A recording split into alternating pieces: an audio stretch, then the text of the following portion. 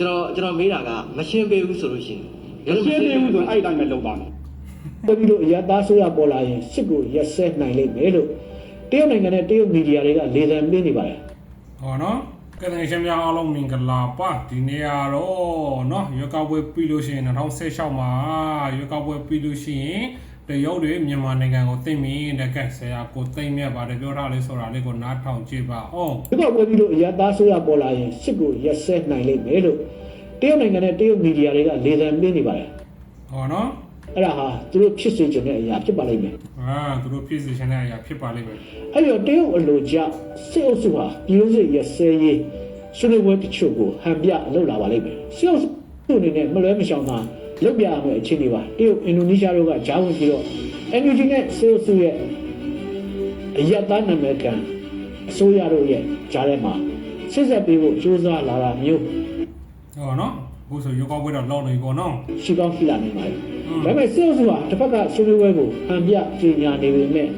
စစ်ကတော့ဆက်တိုက်ပါလိမ့်မယ် အကောက်ပွဲလောက်နေပဲမဲ့စစ်ပြင်းနေတာပဲနော်နေရာတိုင်းမှာ ဘုံဆက်ကျဲပါလိမ့်မယ် ဟောတယ်နော် အဲ့ဒါလိုပဲတော်လိုင်းအုပ်စုတွေကလည်းဆွေးနွေးရေးကိုလက်မခံပဲစစ်ဆက်တိုက်ပါလိမ့်မယ် နေရာတိုင်းမှာရှိနေတာနော်အခုက အရင်ဆုံးအရတားအစိုးရအပေါ်မှာတော်လိုင်းရေးသမားတွေအနေနဲ့ဗာမျိုးလင်းကျဲမှထားကြမှာမဟုတ်ဘူးဆိုတာရာနှုန်းပြည့်ညီပါတော့သိကြပါလေ NUG ထဲမှာအပြုတ်အားနဲ့ပြုတ်ညံ့တဲ့စိတ်တကေတာကတော့ဒီအတူရောင်ရတာဆိုရစေအုပ်စုရဲ့နာမည်ပြန်ရတာဆိုရဆိုတာနဲ့ဆွေးနွေးပွဲဇွဲဝိုင်းထိုင်ကျင်စိတ်ပေါက်လာတာမျိုးရှိကောင်းရှိနိုင်ပါတယ် ဟုတ်နော် အားနဲ့ပြုတ်ညံ့တဲ့စိတ်တကေတာကိုဆိုလိုတာပါဒါပေမဲ့အဲ့ဒါလိုဖြစ်လာဖို့အကြောင်းတိတ်များများဆဆတော့ရှိမယ်လို့မထင်ပါဘူး ဟောနော် ဘာကြောင့်လဲဆိုတော့အဲ့ဒါလိုဆွေးနွေးရေးဇွဲဝိုင်းတွားကြမဲ့သူတွေရဲ့နိုင်ငံရေးကံကြမ္မာဟာပါနှလုံးဥက္ကိုကြီးလို့ပါသုံးလုံးတော့ ကိုသိမ်းမြနော် အသက်သက်ခိုင်တို့ဒီကျုပ်ပြုတ်ဒေါ်စနာမင်းတို့ရဲ့နိုင်ငံရေးကံကြမ္မာလမ်းကြောင်းအတိုင်းတွားလိုက်မယ်ဆိုတာကို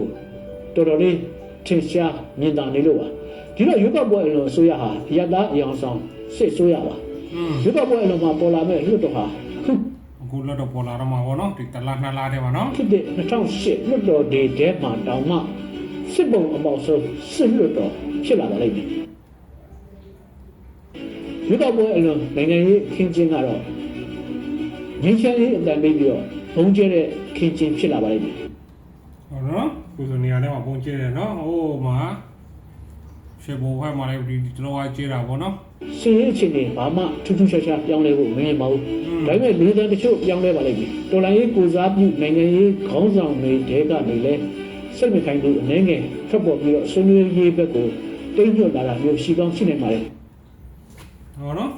ကိုသိမပြောတာတကဒါတော့နည်းနည်းကြာသွားပြီနော်ဗီဒီယိုကဟိုကလက်ရှိနဲ့ကွက်တိဖြစ်နေလို့ပြန်လည်မျှဝေပေးတာဗောနော်ဟိုကတော့ဟိုဖြစ်နေတဲ့ဟာနဲ့ဒီဆရာကိုသိမ့်မဲ့ပြောထားတဲ့ဟာတွေနဲ့တော့ကွက်တိဖြစ်နေတာဗောနော် ဒါပေမဲ့အများစုကတော့ပြောင်းမယ်မထင်ပါဘူးတကယ် ဒါကဒီ2016မှာပြောထားတာမဟုတ်ဘူးเนาะဒါ2015ကတည်းကပြောထားတာအဲ့ဒါကြောင့်လုံးဝ quality မှန်တယ်လို့ပြန်လေ share လုပ်ပေးတာပေါ့เนาะပြန်နှွှဲပေးတာပေါ့ NO လေးကိုပြန်နှွှဲပေးရုံပါပဲ ခြေလမ်းရှစ်တိုးလာနိုင်ပွဲရလားလာလည်းရှိပါတယ်။ရင်ကမြောက်ပိုင်းအုပ်စုနဲ့ဆေးအုပ်စုစစ်ဆက်ရေးမှာပဲဝင်ရောက်ဆက်ဖက်ရတာနေတော်လိုင်းအုပ်စုတစ်ခုလုံးနဲ့စစ်ဆက်ပေးဖို့ကြိုးစားလာပွဲရရှိပါတယ် ဟောเนาะ ။အမေရိကန်နဲ့အနောက်အုပ်စုဟာရှစ်တိုးကိုခြေလမ်းပြင်းနေတာမျိုးရွေးကောက်ပွဲမတိုင်ခင်ကတည်းကစပြီးတော့မြင်ရပါတယ်။ဥပမာ online လိမ်လည်မှုဖြည့်ရှင်းရေးတက်ဖွဲ့ဖွဲ့တာမျိုးပါ ခုဆိုတော့ online เนาะတရှင်တော်ပြောတာနော်အခုဆိုလို့ရှိရင်เนาะဒီမြောက်ဒီရှေ့ကောက်ကိုတော့မနေဘူးဟိုဖြစ်သွားပြီเนาะအဲ့ဒီ ဒါပေမဲ့ရုပ်ရည်ကြီးရှစ်တိုးလာမလားဆိုတာမျိုးကတော့ခံမှန်းရခက်တဲ့အခြေအနေမျိုးဖြစ်နေပါတယ်အမေရိကန်ဟာတခြားဒေသကမ္ဘာနိုင်ငံရေးတွေနဲ့လက်မလည်နိုင်အောင်ဖြစ်နေတဲ့အတွက်မြမရေးဟာရုပ်တရက်ရှည်တန်းရောက်ချင်မှရောက်လာပါလိမ့်မယ် အခုဆိုမြန်မာရေးကတော့နောက်ရောက်နေတာပေါ့เนาะ အပြတ်ပြောဖို့တော့ခက်ပါတယ်ပြည်သူတွေပြည်သူတွေအတွက်စီးပွားရေးဟာကြက်မြဲတိုင်ကြက်ပြီးတော့စစ်ဟာဖြစ်မြဲတိုင်ဆက်ဖြစ်နေပါလိမ့်မယ်ခင်ဗျာ ရှိရင်အဖြေရှိတယ်တဲ့ကဲဟုတ်ပြီပိုရှုပ်ဆုံးတော့ဘာဖြစ်ထားလဲဆိုတာလေးကိုဘသူကဘယ်မီဒီယာနေပြီးတော့ဗာတယ်မဲထားတယ်ဗာတယ်ဖြစ်ထားလဲဆိုတာလေးကိုဘုသူရနဲ့လည်းနားထောင်ကြည့်မယ်နော်ကဲဟုတ်ပြီဗီဒီယိုရဲ့ခေါင်းဆိုင်နာမည်ကတော့အမေရှင်အဖြေရှိတယ်တဲ့ကဲဟုတ်ပြီနားထောင်ကြည့်မယ် အာနာသိမ့်မလား ဆိုတော့မျိုးဆိုရင်ကြတော့ရှိတော့ကိုချုပ်ပြောပုံရဆိုရင်ကျွန်တော်တို့ကတက်မတော်နေနဲ့အာနာမသိမ့်မှုလို့မှတ်ယူလို့ရမှာလားခင်ဗျ တဲမတော်ကအာနာမသိမ့်ဘူးဆိုပြီးတော့မှတ်ယူလို့ရမလားခင်ဗျာတဲ့ မရပါဘူး မရဘူးတဲ့တော့ဘိုးချုပ်စမောတော့ဒုတိယကတက်မတော်ကကွဲမှပြင်ချရဲ့အဖွဲ့နော်တကယ်မှ ကျွန်တော်ပြောတဲ့ထက်မှာပါပြီးသားဖြစ်တယ်တပ်မတော်အနေနဲ့ဒါဖွဲ့စည်းပုံအခြေခံဥပဒေအပါအဝင်တည်ဆဲဥပဒေများ ဒီဆယ်ဦးတွေများ တည်ဆဲဥပဒေများကိုကျွန်တော်တို့ကလိုက်နာသွားမှာဖြစ်ပါတယ် ဟောနော် ဖွဲ့စည်းပုံအခြေခံဥပဒေပါဝင်တည်ဆဲဥပဒေများကိုလိုက်နာသွားမှာဖြစ်ပါတယ်ကျွန်တော်တို့ဒီလိုစနစ်ကိုမရဲရိုင်နိုင်ဖို့ဖွဲ့စည်းပုံအခြေခံဥပဒေပါဝင်တည်ဆဲဥပဒေများမှာလေ့လာကြည့်ရင်ပြောနိုင်ပါတယ် ဟောနော် ကျွန်တော်တို့အနေနဲ့ပြောချင်တာကတော့ခဏကိုတပ်မတော်အနေနဲ့နိုင်ငံတော်တောင်းယူမယ်လို့လည်းမပြောဘူးမယူဘူးလို့လည်းမပြောဘူး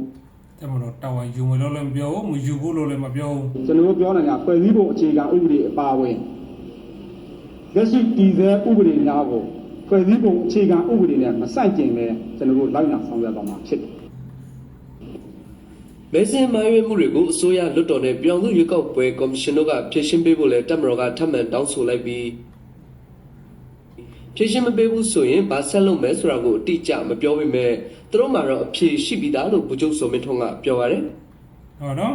ဒီရလကိုလက်ခံမှုမခံဘူးဆိုတာကျွန်တော်ပြောလို့ရှင်းပေးတဲ့အပေါ်မှာမူတည်တယ်ရှင်းမပေးဘူးဆိုကျွန်တော်တို့လှုပ်ဆောင်တဲ့ဟာတွေကျွန်တော်ပြောပြီးသားဖြစ်တယ်တပ်မတော်သည်ဖွဲ့စည်းပုံအခြေခံဥပဒေအရပြဋ္ဌာန်းထားတဲ့ဟာတွေဖွဲ့စည်းပုံအခြေခံဥပဒေကိုမဆန့်ကျင်ပဲတည်ဆဲဖြစ်နေတဲ့ဥပဒေအတိုင်းပဲကျွန်တော်တို့လိုက်နာဆောင်ရွက်ပါမယ် ဟုတ်ကျွန်တော်မေးတာကမရှင်းပေးဘူးဆိုလို့ရှိရင် ရှင်းသေးဘူးဆိုရင်အဲ့အတိုင်းပဲလုပ်ပါမယ် မရှင်းသေးဘူးဆိုရင်အဲ့တိုင်းပဲလောက်ပါ ရှင်းသေးရင်မရှင်းသေးဘူးဆိုလည်းကျွန်တော်ကအမေးရှိကျွန်တော်ခုနပြောတဲ့ကမှာမြန်မာစကားမှာရှိတဲ့အမေးရှိရင်အဖြေရှိတယ် ဟောနော်အဲ့တော့ကြည့်ပါ စကားမှာရှိတဲ့အမေးရှိရင်အဖြေခုနပြောတဲ့ကမှာမြန်မာစကားမှာရှိတဲ့အမေးရှိရင်အဖြေရှိတယ်ကျွန်တော်တို့ဒီမေးခွန်းတွေမေးနေဆိုတော့ကျွန်တော်တို့ကအဖြေရှိပြီးသားမလို့မေးနေတာဖြစ်တယ်ဒါတော့ ဟောနော် ဟုတ်ပဲကျွန်တော်ပြောလို့ လက်ရှိအခြေခံဥပဒေအရတော့တပ်မတော်ကဓာတ်ရိုက်အာဏာသိမ်းခွင့်မရှိပါဘူးနိုင်ငံအတွင်းရေးပေါ်အခြေအနေတွေပေါ်ပေါက်လာတဲ့အခါနိုင်ငံတော်သမ္မတရဲ့ခွင့်ပြုချက်နဲ့သာတပ်မတော်ကာကွယ်ရေးဦးစီးချုပ်ကနိုင်ငံအာဏာကိုအချိန်အပိုင်းအခြားနဲ့ရယူကျင့်သုံးခွင့်ရှိပါတယ်ရွှေ ဟောနော် ကပွဲမဲစင်းကိစ္စတွေကိုအဓိကရှင်းလင်းတဲ့ဒီကနေ့သတင်းစာရှင်းလင်းပွဲမှာဒီပြည်တော်မှာအခြေစိုက်တဲ့သတင်းတောက်တွေကိုသာမကပဲရန်ကုန်မှာအခြေစိုက်တဲ့နိုင်ငံခြားသတင်းဌာနတွေကိုပါဖိတ်ကြားပြီးတပ်မတော်လေရင်နဲ့ခေါ်ယူရှင်းလင်းခဲ့တာဖြစ်ပါတယ်ခင်ဗျာ ဟောနော်ရမယ်နော်အခုဖြစ်နေတဲ့ဟာနဲ့အခုလက်ရှိ2016နဲ့ကလုံးဝကွက်တိပဲနော်ဟုတ်ပြီကျေးဇူးတင်ပါတယ်ခင်ဗျာနောက်တစ်ဗီဒီယိုမှာပြန်တွေ့ကြမယ်နော်ဒီဗီဒီယိုဖိုင်လေးကိုစာဆုံးကြည့်ပေးတဲ့အတွက်အထူးကျေးဇူးတင်ပါတယ်ဘိုင်ဘိုင်